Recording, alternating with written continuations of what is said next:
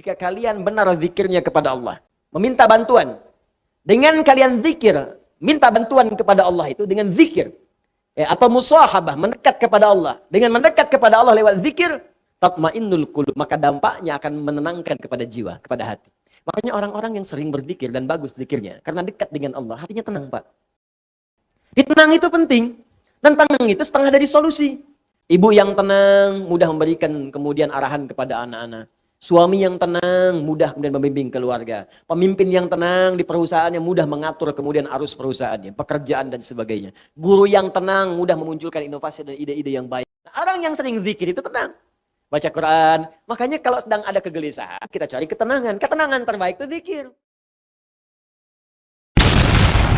Mulai kajian kita dengan kembali membahas surah An-Nur pada ayat yang pertama dan ayat yang kedua insyaallah.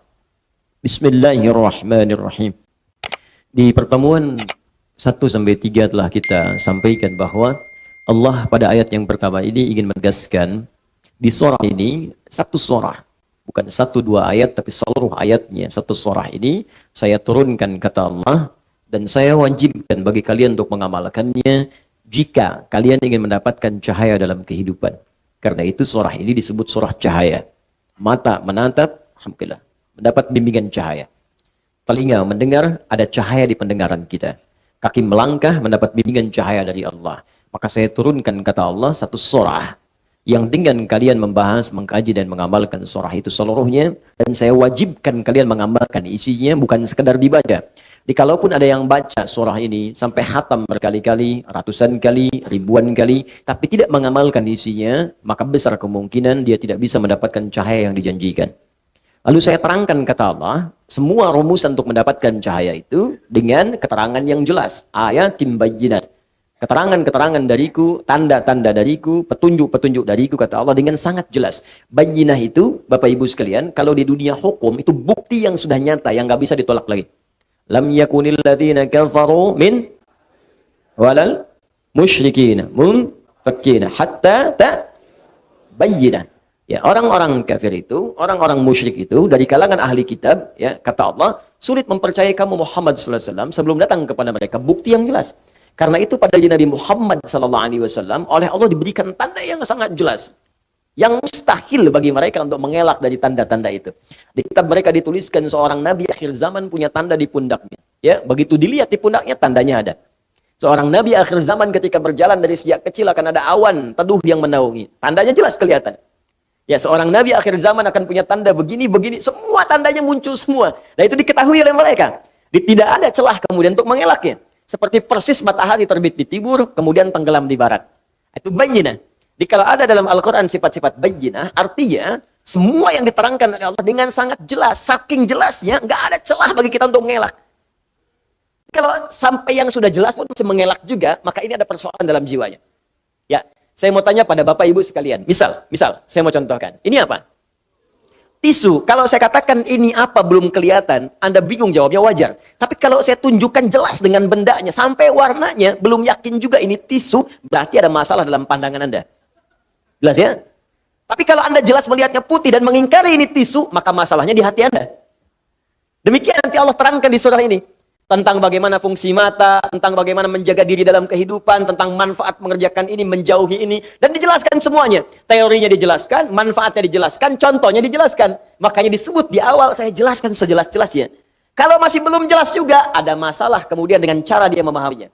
Kalau sudah jelas gak diamalkan, ada masalah di hatinya. Kalau sudah jelas kemudian gak beriman juga, ini ada masalah dalam jiwanya. Pelan sampai sini, paham?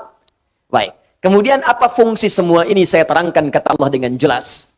Dan saya menginginkan kalian punya cahaya dalam kehidupan. Apa di antara tujuan yang paling utamanya? La'allakum tadhakkarun. Supaya kalian mampu meningkatkan zikir kepada Allah subhanahu wa ta'ala. Bagian terakhir ini yang akan saya pertajam. Sebelumnya saya terangkan sebagian saat di Al-Hikmah.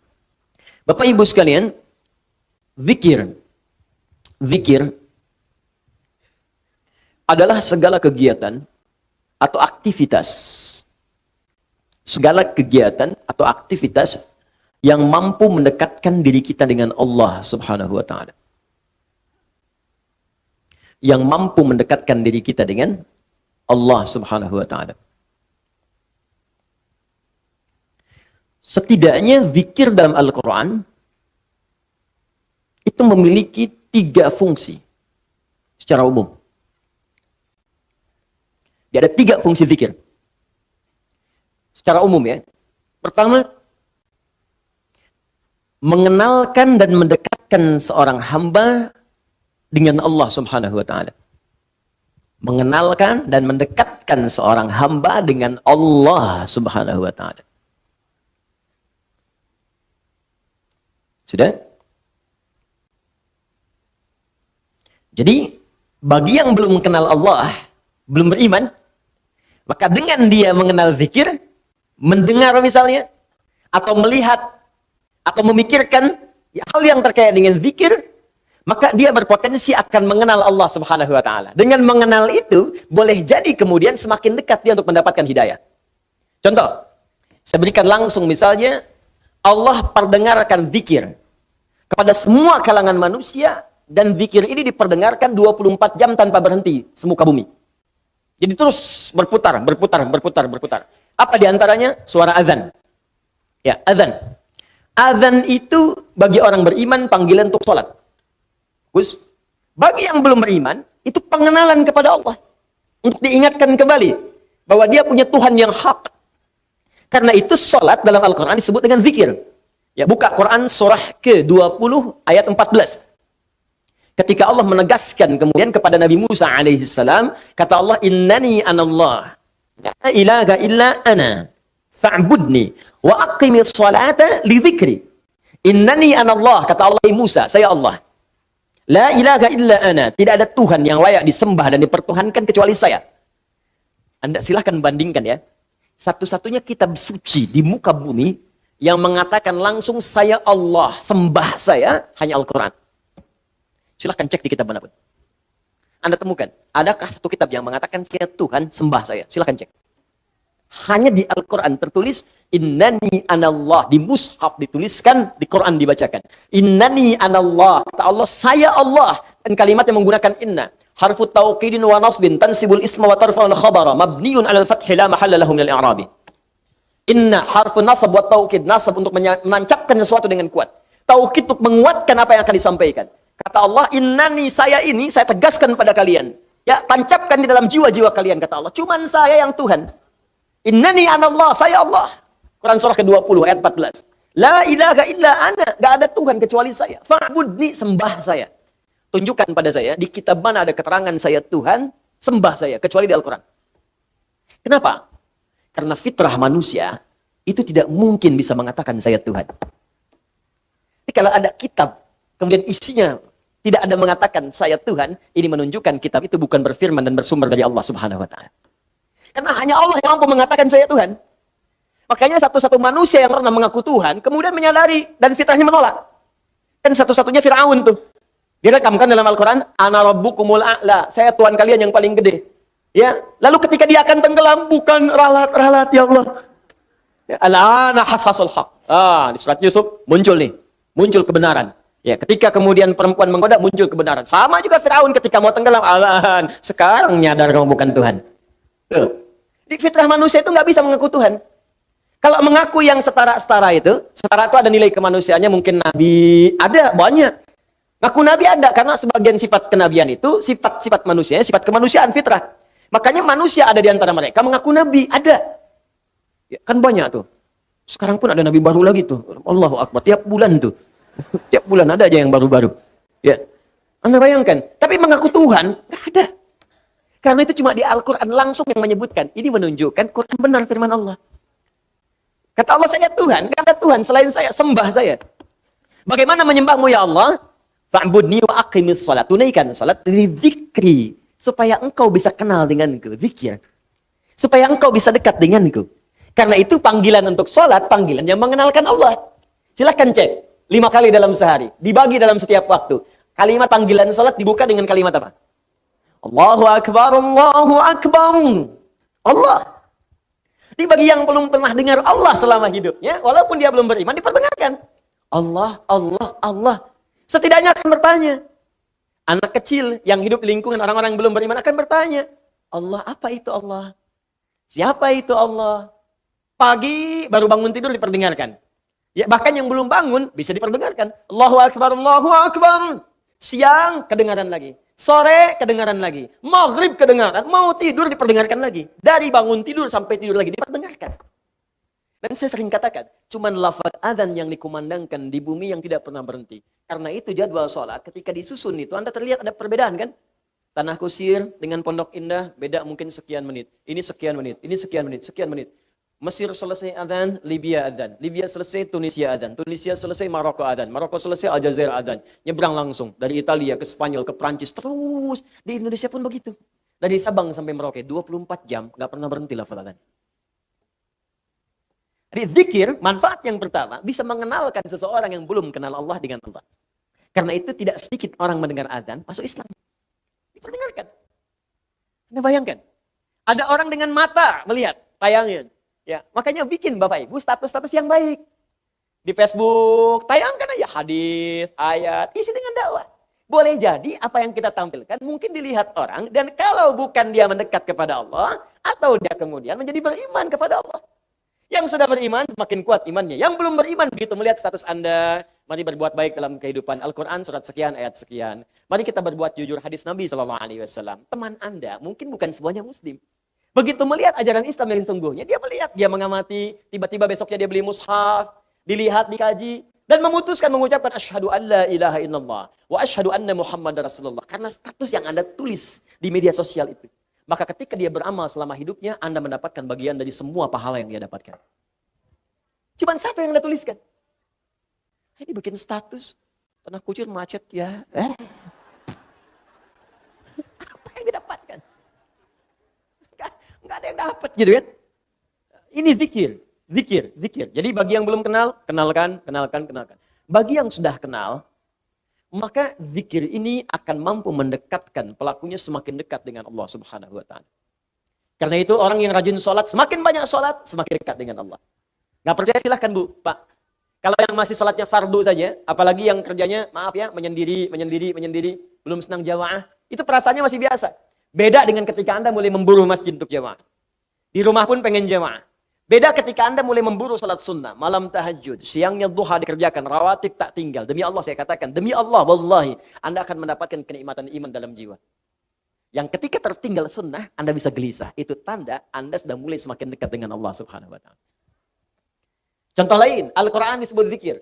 Quran surah ke-15 ayat 9. Inna nahnu nazzalna dzikra wa inna lahu lahafizun. Sungguh kami telah turunkan Al-Quran sebagai zikir. Anda kalau sedang baca Al-Quran, zikir, sedang zikir.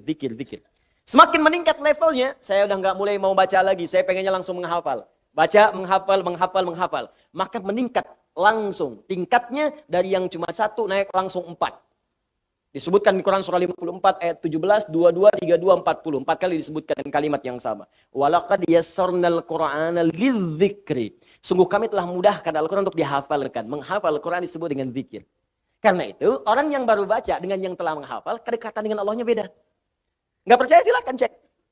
Anda yang baru baca, besoknya baca lagi, meningkat, baca lagi. Semakin banyak baca, semakin dekat dengan Allah. Yang menghafal lebih daripada itu. Tambah lagi, ngulang lagi, murajaah lagi, bangun tahajud, ulangi lagi. Semakin terasa perbedaannya. Doa, bagian dari zikir. Quran surah ke-7 ayat 205. Wadhkur rabbaka fi nafsika tadarruan wa khifatan wa dunal jahri minal qaul. Makanya ketika Anda sedang berdoa, bukankah semakin merasa dekat dengan Allah? Ya kan? Ada perasaan berbeda dalam hati kita kan? Nah, jadi yang pertama, fungsi zikir itu mampu mendekatkan diri kita dengan Allah Subhanahu wa Ta'ala. Kalau sudah dekat orang ini, maka akan terjadi 2 hal dalam hidupnya. Fokus. Hal pertama, mudah mengerjakan perintah Allah. Dan yang kedua, mudah meninggalkan larangan Allah Subhanahu wa Ta'ala. 1, mudah mengerjakan perintah Allah Subhanahu wa Ta'ala. Dan yang kedua, mudah meninggalkan larangan Allah Subhanahu wa Ta'ala. Udah, sami'na wa ata'na saja. Kata Allah, salat, siap ya Allah. Puasa, siap ya Allah. Infak, siap ya Allah. Zakat, aku usaha supaya zakat ya Allah. Dia bekerja itu, dapat kekayaan, bukan supaya pengen kaya, supaya pengen zakat, Bu. Coba lihat, Pak. Perhatikan cara berpikirnya ya.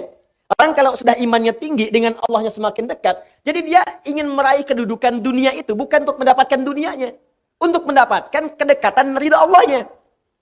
Di saat orang mencari dunia untuk menambah harta, saya pengen mobilnya diupdate dari Avanza jadi Ferrari, saya kan? Saya pengen kedudukan diupdate dari yang bawah ke atas. Cuman untuk itu saja. Orang beriman tidak. Ya Allah, saya cari harta untuk supaya saya bisa zakat. Saya bisa infak, saya bisa sedekah. Makanya ketika orang mengejar akhirat, dunianya ikut. Ya, mohon maaf Bapak Ibu, bukan berarti Anda zakat itu dilarang untuk membeli mobil-mobil yang bagus. Kalau bisa pakai. Subuhan pakai Ferrari, duhur Lamborghini gitu kan. Enggak apa-apa, silakan. Nggak ada masalah.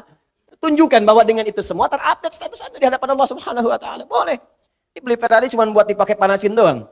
Menjelang subuh, balapan sama taksi dibayar. Ngapain? Cuman dilihat, ya, pesen onder deal, bawa angkut pesawat, datang capek. Ya, udah, kita kerjakan dengan baik, isi akhirat dunia ikut. Paham? Jadi ini bagian yang pertama. Makanya update, orang yang kemudian mudah dekat dengan Allah. Kenapa berpikir? Supaya mudah kita menunaikan perintah Allah. Demikian ketika dilarang pun mudah kemudian meninggalkan. Makanya nanti di ayat ini ada ujian. Betul nggak kita mudah mengerjakan ini? Dan mudah meninggalkan yang dilarang? Kata Allah, jangan zina. Siap saya tinggalkan ya Allah. Jangan mencuri, nggak akan saya kerjakan ya Allah. Jangan gibah, nggak akan saya lakukan ya Allah. Kamu gibah ya? Tidak ya Allah. Tidak akan pernah saya kerjakan. Tidak seperti ibu itu tuh. Kalau tiap hari ya Allah gibah terus. Gibah itu namanya. Jangan sombong, tak akan saya lakukan ya Allah. Sami'na wa ata'na. Ya, jadi teman-teman sekalian, dalam dua konteks ini, orang-orang yang dekat dengan Allah Subhanahu wa taala, ya, ketika dia kemudian mendekat kepada Allah, dengar kalimat Allah, bagi yang belum beriman, boleh jadi bisa kemudian memutuskan untuk beriman. Dengan izin Allah kita berdoa, mudah-mudahan yang belum beriman diberikan kekuatan oleh Allah Subhanahu wa taala untuk mengucapkan syahadat. Jadi, maaf, semakin dekat dengan Allah, semakin mudah meninggalkan larangan. Jadi kalau pengertian terbaiknya begini, kalau Anda susah meninggalkan larangan Allah, berarti Anda belum dekat dengan Allah. Itu Pak. Bu, kata Allah jangan gosip, masih gosip, Anda belum dekat dengan Allah. Jangan berselisih, masih berselisih, Anda belum dekat dengan Allah. Jangan mencuri, masih mencuri. Jangan korupsi, masih korupsi. Jangan mencela, masih mencela. Jangan ribut, masih ribut. Berarti belum dekat dengan Allah. Sebab kalau sudah dekat dengan Allah itu mudah mengerjakan perintah, gampang meninggalkan larangan. Itu prinsipnya. Karena itu kata Allah, saya turunkan di satu surat. Satu ayat belum cukup, 2 ayat. 2 ayat belum cukup, 3 ayat. 3 ayat belum cukup, 4 ayat. Nih sekarang kalau 4 ayat belum cukup, saya turunkan satu surat. Suratun anzalna. Sesurat saya turunkan. Ujungnya la'allakum tadakkarun. Dengan satu surat ini kamu belajar supaya dekat dengan Allah. Jadi kalau saya sudah turunkan satu surat, belum dekat juga, kata Allah, perlu saya turunkan berapa surat lagi? Ya. Ini bagian pertama. Jadi kita evaluasi dulu sebelum kita lanjutkan. Bagian pertama tentang zikir dengan segala detail dan pengertiannya. Apakah sampai dengan pagi ini? Baik, perintah dan larangan itu sudah mudah kita kerjakan untuk perintah dan mudah kita tinggalkan untuk larangan. Kalau belum, berarti ada bagian zikir tertentu yang belum kita sempurnakan pelajarannya. 2. Zikir bermanfaat bisa melahirkan ketenangan yang dalam pada jiwa. Membuat hati lebih tenang. Dalilnya ada di Quran surah ke-13, Ar-Ra'd ayat ke-28. Di pertengahannya. Ala bi dzikrillahi tatma'innul qulub. Ala harful ihbari wat taukidi. Harful ikhbari wat taukidi. Huruf yang digunakan untuk menyampaikan informasi dan menguatkan apa yang akan disampaikan itu. Ala, demikian cara menerjemahkannya. Aku beritakan pada kalian dan aku tegaskan. Bidzikrillahi, jika kalian benar zikirnya kepada Allah. Dengan berzikir yang benar itu, karena ba itu di sini bisa berfungsi sebagai isti'anah, bisa musahabah, bisa ilsaq, bisa juga Bapak Ibu sekalian, hati-hati taukid. Taukid. Kata Allah saya tegaskan. Ya, isti'anah, meminta bantuan. Dengan kalian zikir, minta bantuan kepada Allah itu dengan zikir. Ya, atau musahabah, mendekat kepada Allah. Dengan mendekat kepada Allah lewat zikir, tatmainnul qulub, maka dampaknya akan menenangkan kepada jiwa, kepada hati. Makanya orang-orang yang sering berzikir dan bagus zikirnya, karena dekat dengan Allah, hatinya tenang, Pak. Bu. Nah, karena itu semua amalan zikir membuat kita tenang. Saya itu nggak bosan mengatakan, kalau Anda sedang gelisah, cari amalan zikir dan dengan itu otomatis kita tenang. Kalau sedang punya masalah, lebih baik kerjakan amalan zikir. Minimal hati tenang, walaupun solusi belum datang. Masih ingat tadi? Jenis-jenis zikir, satu apa? Salat. Kedua, berdoa. Ketiga, Baca Al-Quran, kan? Coba deh, ibu, bapak punya persoalan. Pilih satu di antara tiga ini. Ketika sedang punya masalah, ambil wudhu. Menghadap ke arah kiblat, sholat 2 rakaat. Silakan sholat. Sholat wudhu kah? Ke masjid, tahiyatul masjid, ke sholat aja dulu. Begitu Anda sholat, demi Allah saya katakan. Demi Allah saya katakan, kalau sholat Anda benar, seketika hati Anda saat sholat menjadi tenang. Bahkan masalah bisa tumpah saat sujud di atas sajadah. Betapa banyak persoalan sulit, itu hilang seketika dengan hanya menghamparkan kening kita di atas sajadah. Tapi banyak persoalan yang kecil menjadi besar. Karena dipersulit dengan adu argumentasi yang tak berujung. Kan papa katakan begini, Ma. Iya mama kan sudah ingatkan juga. Tapi kan papa begini. Kapan selesai? Ada orang yang cuma bangun takbir Allahu Akbar. Kemudian sujud. Dia tekankan keningnya di sajadah itu. Dia curahkan perasaannya. Mengalir air matanya. Begitu salam assalamualaikum. Pasrah jiwanya, tenang hatinya. Walaupun solusi belum datang. Tapi ketenangan itu sudah ada. Dan ketenangan itu setengah dari solusi. Makanya orang tidak ingin kehilangan ketenangan. Orang lebih baik berkurang dunia dibandingkan hilang ketenangan. Cek kalau nggak percaya. Cek ya. Anda pilih mana? Kaya tapi gelisah atau miskin tapi tenang. Jangan pilih yang ketiga. Kaya tapi gelisah atau miskin tapi tenang. Pilih.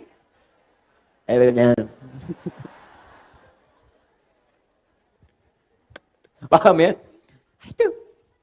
Tenang itu penting. Dan tenang itu setengah dari solusi. Ibu yang tenang, mudah memberikan kemudian arahan kepada anak-anak. Suami yang tenang, mudah kemudian membimbing keluarga. Pemimpin yang tenang di perusahaannya, mudah mengatur kemudian arus perusahaannya, pekerjaan dan sebagainya. Guru yang tenang, mudah memunculkan inovasi dan ide-ide yang baik kemudian. Tenang. Itu penting. Jelas? Nah, orang yang sering zikir itu tenang. Baca Quran. Makanya kalau sedang ada kegelisahan, kita cari ketenangan. Ketenangan terbaik itu zikir. Makanya orang yang tenang itu cenderung sehat, Bu, Pak. Gak banyak penyakit. Artinya kalau selama ini Anda sering gelisah, zikirnya belum maksimal. Uang belanja belum muncul juga, udah akhir bulan, gelisah gitu. Mana zikirnya? Baru macet sedikit, udah gelisah. Ya, baru gelap dikit, mendung, udah gelisah. Ya Allah panas sekali, kapan hujannya? Kasih hujan, ya Allah, hujannya gede banget. Maunya apa? 3, ini yang paling hebat. Yang jarang banyak orang ketahui. 3, berzikir kepada Allah bisa meningkatkan kecerdasan dan menambah pengetahuan. Bisa meningkatkan kecerdasan dan menambah pengetahuan. Bahkan dalam konteks ini, Allah langsung memberikan gambaran ahli zikir itu bersamaan dengan ahli fikir. Jadi mustahil ada orang berzikir yang dia tumpul cara berfikirnya. Mustahil. Kata Allah, ahli zikir itu pasti pikirannya tajam. Inovasinya tinggi. Kuat dia. Karena itu di Quran surah ketiga Ali Imran ayat 190 sampai 191 disandingkan bagaimana kekuatan ahli zikir yang meningkat kecerdasannya itu berlipat-lipat. Inna fi khalqis samawati wal ardi wa ikhtilafil laili wan nahari la ayatin li ulil albab. Siapa ulul albab di situ? Alladzina yadhkurunallaha qiyaman wa qu'udan wa 'ala junubihim. Belum berhenti, setelah itu wa yatafakkaruna. Kemudian fi khalqis samawati wal Rabbana ma khalaqta hadza batila. Perhatikan, pertama disebut ulul albab, yang kedua disebut sering berpikir, berinovasi, merenungkan, kontemplasi. Siapa itu ulul albab? Bapak Ibu tahu kelapa enggak? Kelapa. Jangan katakan wallahu alam, kelapa. Kelapa. Tahu buahnya, buah kelapa.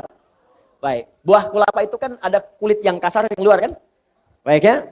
Baik, kemudian kalau dibuka serabutnya, serabut dibuka, ada apa dalamnya? Baik, batoknya masih keras kan? Baik, kalau batoknya dibuka lagi ada apanya? Dagingnya kan? Buahnya itu sama kulitnya tadi Bu ya. Jadi kalau Ibu ada buahnya berarti keluar lagi dari awal ya. Ada dagingnya, ya kan? Begitu dibuka udah batok, kok kulit lagi? Maaf ya, maaf. Saya agak detil kalau ke situ. Dibuka ada apa ya tadi? Dagingnya. Begitu dagingnya kemudian mau dimakan, di dalam daging itu ada apa lagi? Air. Nah, di dalam air itu ada apa lagi? Panas. Bukan. Ada bagian yang lembut, yang putih itu. Tahu? Nah, itu yang disebut lub dalam bahasa Arab. Lubun. Jamaknya albab. Lub itu yang paling dalam dari sesuatu. Lub. Jadi kalau kita belajar itu, ada orang yang masih menangkap kulitnya luarnya. Ustadz dan nerangin sampai 2 jam. Ini kemana sih arahnya nih? Masih di kulit. Masih serabut tuh, masih serabut. Iya kan? Oh, zikir. Batok. Iya kan? Oh, dekat dengan Allah, daging. Allahu Akbar, sami'na wa ata'na. Itu ulul albab. Lu bagian dalamnya. Bahkan ada orang yang baru disebutkan satu huruf, satu kalimat, dia sudah paham. Oh, ini arahnya akan ke sini. Ada orang-orang, anak-anak yang belajar, baru disebutkan judulnya ini sudah terbayang di kepalanya. Pembahasannya 1, 2, 3, 4, 5, 6. Ulul albab. Ya, ketika seseorang baru berpikir untuk tafsir, ada orang diberikan oleh Allah keistimewaan untuk takwil. Ketika seseorang baru berpikir, perjalanan akan ditempuh dari Bandung, kemudian ke Jakarta dalam waktu 3 jam. Ulul albab, bagaimana kosornya? Sudah tersusun oleh dia. Bahkan ada yang sudah memetakan kilometer sekian, kosor, jamak kosor, sekian, macet sekian, ulul albab. Ada orang terpikir untuk masuk kampus saja. Saya akan masuk kampus A misalnya. Atau ada yang mengatakan, kuliah kemana nanti? Nanti aja deh. Itu belum sampai batok. Baru naik tuh. Ya, baru naik. Pohonnya aja belum. Kalau sudah dia berpikir sampai dari atas dulu, saya ingin jadi ini, kuliahnya ke sini, ininya ini, sampai kampus pun dia ikuti. Saya pengen kuliahnya di kampus ini, kurikulumnya dia ambil, dosennya dia lihat, tuh semua. Ulul albab. Ulul albab. Nah, orang yang ulul albab ini kebiasaannya, Allahu Akbar, dia merumuskan sesuatu dengan teliti, terpikir. Jadi kalau dia jadi pengusaha, runtut usahanya. Ini modalnya, ini sekian, keuntungan sekian, tantangan sekian, ini sekian, visinya begini, ini. Mulai, jalan. Dia jadi pemimpin, dia rumuskan. Berapa yang saya pimpin? Objeknya mana? Berapa kalangan? Ini karakternya apa? Ini bagian apa? Ini bagian apa? Ini yang harus dirumuskan. Ada. Yang harus saya lakukan. Jadi guru, apa yang mau saya terangkan? Targetnya apa nih? Murid bisa ini, bisa sholat. Oh, fikih sholat yang diajarkan. Apa yang target yang harus disampaikan? Bikin kurikulumnya. Begini. Dalilnya begini. Caranya begini. Bacaannya begini. Hikmahnya begini. Turunkan. Ulul albab. Jadi kalau karakteristik ulul albab ini hadir dalam jiwa kita, maka hidup kita akan jadi terarah dan semua apa yang kita kerjakan pasti sukses. Karena itu, perhatikan baik-baik. Ibu, Bapak masih ingat jenis zikir pertama yang saya sebutkan tadi apa? Salat. Salat menjadi amalan pertama yang Allah perintahkan kepada Nabi Muhammad SAW untuk dikerjakan oleh para umat dari kalangan sahabat sebelum hijrah ke Madinah. Allah tidak mengajarkan puasa dulu, bukan haji dulu, bukan umrah dulu, bukan zakat dulu, tapi salat dulu. Begitu salat diajarkan dengan baik, semua para sahabat seluruhnya dengan profesi apapun yang mereka jalani, semua sukses tanpa kecuali. Tunjukkan pada saya sahabat mana yang tidak sukses dalam hidupnya. Semua sukses. Walaupun kadar kesuksesan itu bagi setiap orang relatif. Bagi si A, saya pengen jadi guru, udah sukses. Bagi si B, manajer sukses. Bagi si C, direktur sukses. Walaupun itu bisa relatif, tapi semua menjangkau. 12.000 sahabat Nabi. 38 menjadi panglima. Kekuatan satu panglimanya bisa menaklukkan Persia dan Romawi. Satu diplomatnya bisa menaklukkan Afrika. Amr bin As, cuman ekspedisi. Dari mulai Mesir, Libya, Tunisia, Maroko, Aljazair, sampai ke Syam. Sekarang 4 negara. Jordania, Libanon, Palestina, Syria. Itu semuanya muslim sampai sekarang. Cuman satu orang diikutin para sahabat dari belakang. Satu orang ikut ketika hijrah kemudian ke Ethiopia, ke Habasyah. Sekelompok sahabat Nabi dipimpin Ja'far ya, bin Abi Thalib. Kemudian sebagian ada yang ikut satu orang saat ekspedisi ke Cina. Ya, singgah kemudian di Baros, 414 km dari kota Medan. Singgah di situ. Singgah saja Islam senusantara. Kemudian jadi Indonesia, Malaysia, Brunei Darussalam, Filipina Selatan, Thailand Selatan, Rakhine, sukunya Rakhine sampai sekarang. Bukan karena keislamannya, karena Allah jaga dengan nilai Islam itu. Yang paling penting itu kok bisa ada yang sukses, tenang hatinya. Tidak, berislam itu sukses. Berislam itu tenang. Islam itu solusi. Islam itu inovasi. Jadi kalau Anda sudah masuk Islam, belum sukses, belum tenang, belum bisa berinovasi, ada yang belum sempurna kita pelajari. Itu poinnya. Karena itu ketika seseorang dekat dengan Allah, maka ditambahkan pengetahuan. Tadi yang saya katakan, turun Quran surah kedua di akhir ayat 282. Paling kiri sebelah bawah. Wattaqullah wa yu'allimukumullah. Semakin kau tingkatkan takwamu kepada Allah, semakin aku tambahkan pengetahuan kepadamu. Demi Allah saya katakan, perhatikan oleh Anda biografi orang-orang dulu di masa yang lalu. Orang-orang hebat. Yang penemu dari mulai matematikawan, fisikawan, kimia, ahli pakar di bidang macam-macam. Silakan cek. Pendidikan pertama mereka sebelum belajar hanya memaksimalkan 2 hal. 1, menghafal Al-Quran. 2, memaksimalkan sholat. Ajarkan anak Anda sholat dengan baik, hafalkan Quran. Begitu mulai dikerjakan dekat dengan Allah, akan mudah membuka potensi ilmu manapun yang akan dipelajari. Jadi Jadi muslim itu jangan terbatas kemudian hafal Quran, tahu hadis, amalkan. Di Quran itu ada dorongan untuk menjadi ahli-ahli di bidang-bidang tertentu. Di hadis ada dorongan jadi ahli kimia, ahli fisika, ahli matematika, ada. Ayo berkembang. Dan saya merindukan ada dokter hafal Quran. Ya kan? Tentara hafal Quran, polisi hafal Quran. Ya insya Allah presiden hafal Quran, gubernur hafal Quran. Ya semua insya Allah. Diamalkan dalam kehidupan. Insya Allah, demi Allah, tidak ada orang Islam memegang posisi tertentu dalam hidup kecuali memberi maslahat, termasuk pada non-muslim yang hadir di sekitarnya. Jadi kalau ada orang Islam tidak memberi maslahat atau mengganggu bahkan kepentingan non-muslim, berarti ada yang kurang tepat dengan keislamannya. Orang yang dekat dengan Allah, zikirnya kuat kepada Allah, maka yang pertama akan ada ketenangan dalam jiwanya. Yang kedua, semakin kenal dan dekat dengan Allah. Yang ketiga, semakin meningkat kemudian keilmuan dan kecerdasannya. Nah, karena itulah kemudian ketika Anda ingin meraih semua itu, maka ditutup oleh Allah dengan kalimat la'allakum, harfut taraji. Saya pernah sampaikan pertemuan lalu, huruf la'alla, la'allaka, la'allakum, ketika disebutkan khususnya dalam Al-Quran, maka disebut dengan huruf at-taraji. Artinya, huruf yang menunjukkan harapan yang ingin diraih, tapi mustahil bisa didapatkan kecuali dengan kesungguhan untuk meraihnya. Tidak semua orang-orang yang menghendaki dekat dengan Allah bisa dekat, kecuali yang sungguh-sungguh. Tidak semua orang yang ingin pintar, ingin tenang, bisa tenang dan pintar, kecuali dengan sungguh-sungguh. Karena itu kata Allah, sebelum saya tutup ayat yang pertama ini, kata Allah, saya turunkan satu surah, yang dengan satu surah itu, saya terangkan dengan sejelas-jelasnya. Tidak ada celah untuk diragukan. Tidak ada yang samar di dalamnya. Saya wajibkan kalian untuk mengerjakannya. Kalau kalian benar sungguh-sungguh mengerjakannya, la'alakum, maka kalian akan dekat dengan saya, kata Allah. Kalau sudah dekat dengan saya, maka saya berikan anugerah. Pertama, saya berikan ketenangan dalam jiwa. Saya bimbing untuk sukses. Saya bahagiakan dan saya tingkatkan kecerdasannya untuk peka menyikapi kehidupan.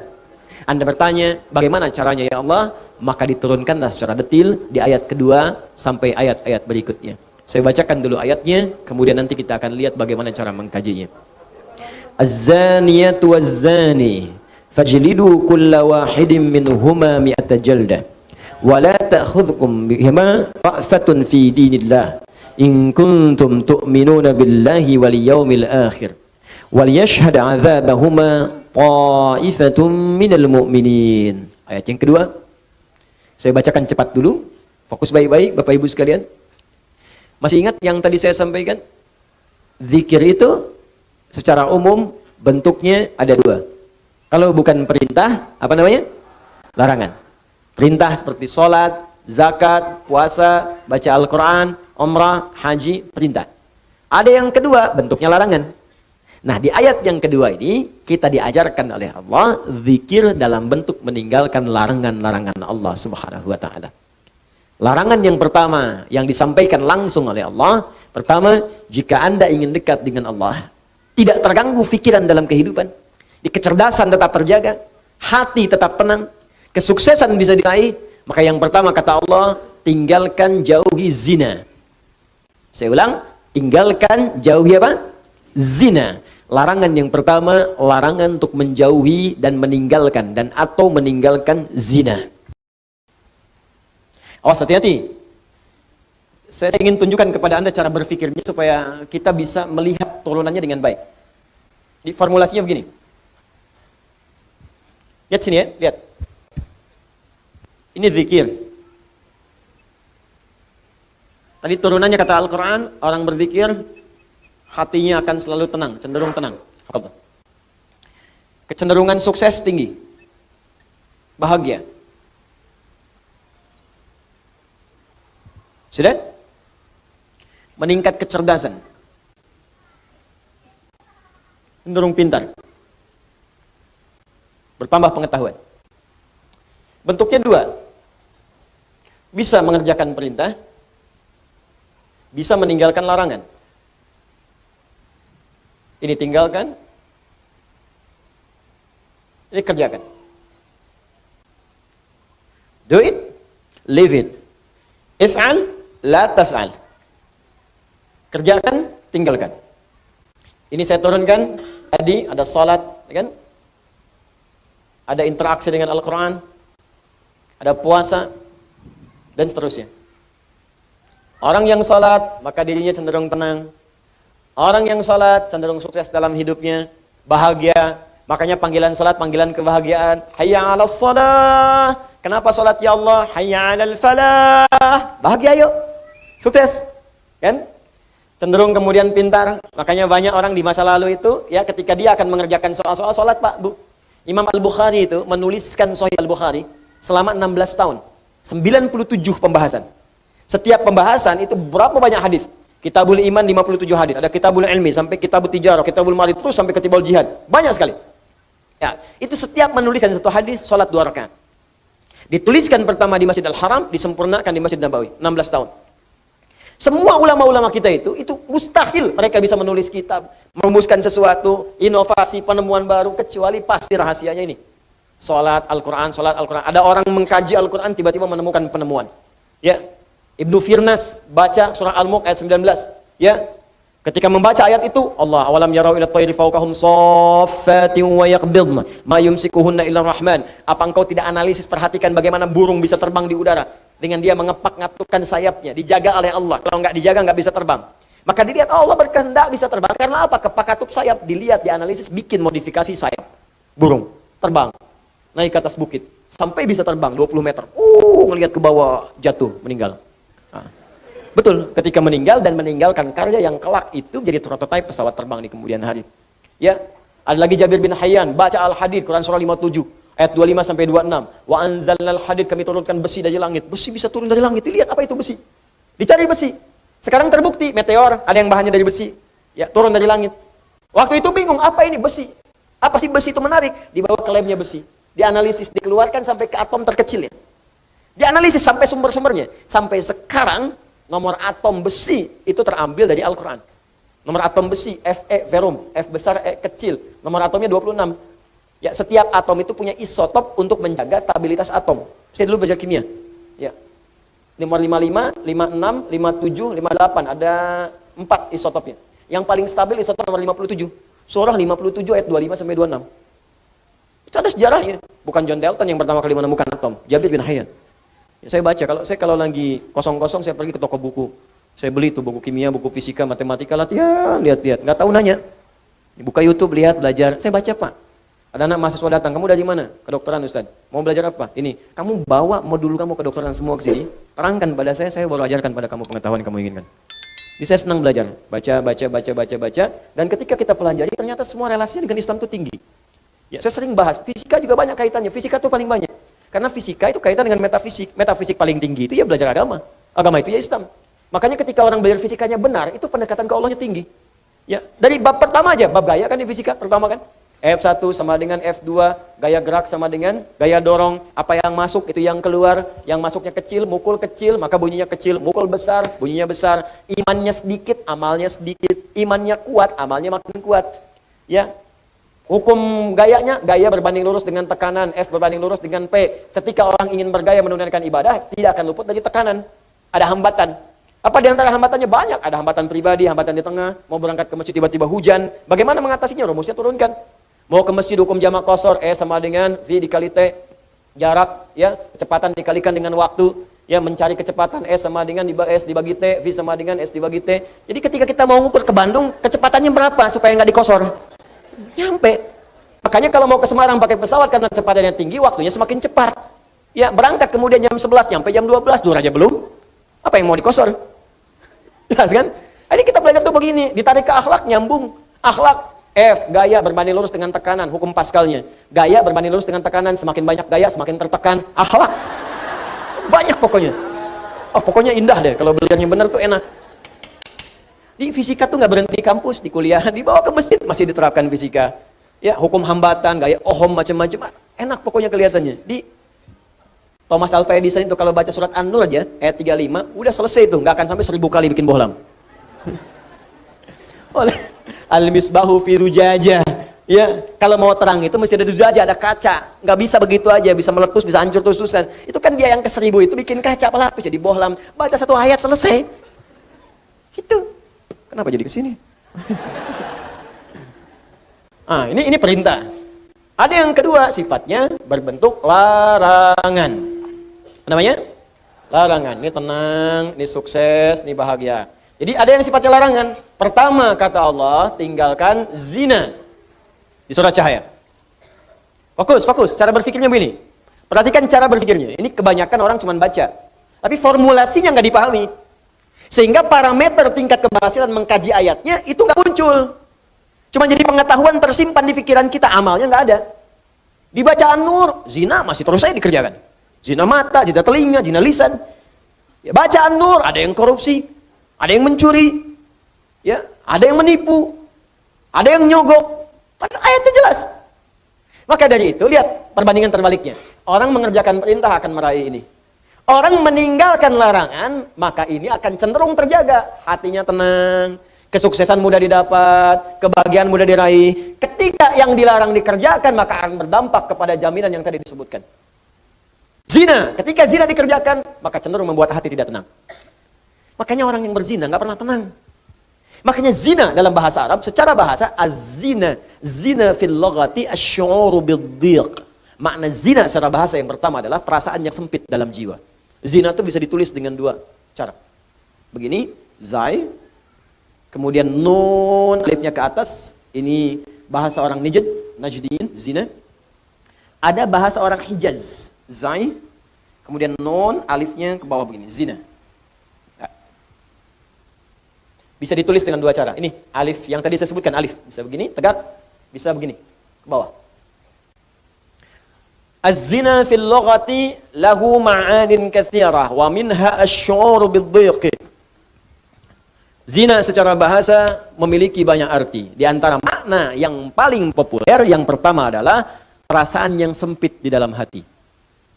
Makanya orang yang berusaha untuk berzina, awas hati-hati, melanggar ketentuan Allah, kata Allah tinggalkan dia kerjakan. Itu pertama akan menyebabkan hatinya terasa sempit. Sering gelisah.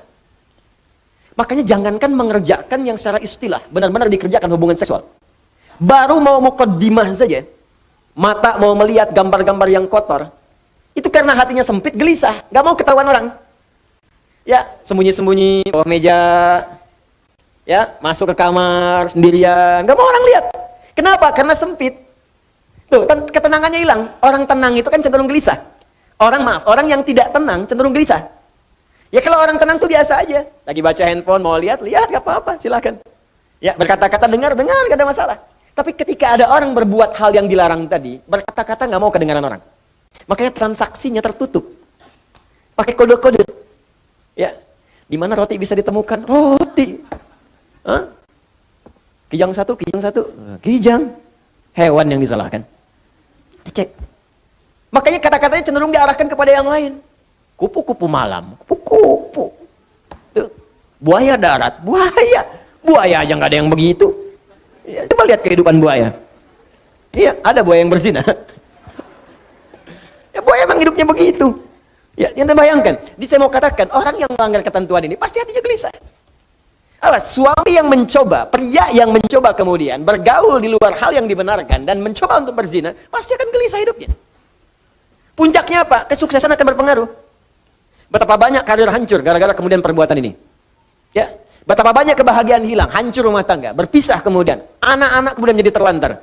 Makanya mikir dulu, kalau ada orang sudah berumah tangga, ada anak, berpikir untuk berbuat yang ini, mikir anak-anak Anda, kasihan. Anda tega kemudian dia diolok-olok di sekolahnya. Bapak kamu pezina ya? Ibu kamu selingkuh ya?